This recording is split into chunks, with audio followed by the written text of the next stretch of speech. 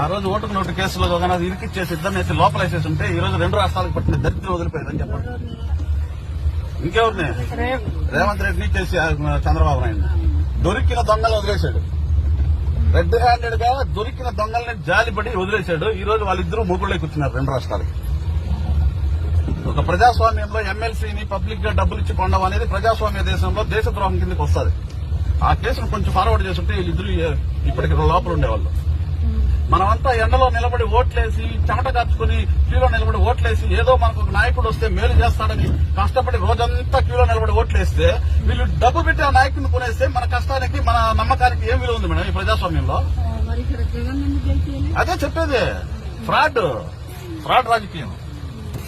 లేకపోతే 75 సంవత్సరాలు అయింది భారతదేశానికి స్వతంత్రం వచ్చి ఒక్క బీజేపీ ఎమ్మెల్యే లేడు ఆంధ్రప్రదేశ్ లో. మీ తెలంగాణలో ఉన్నాడు బండి సంజయ్ ఇంకెవరో. కానీ 8 మంది పోటీ చేస్తే 8 మంది ఒకేసారి ఎలా గెలుస్తారు మేడం?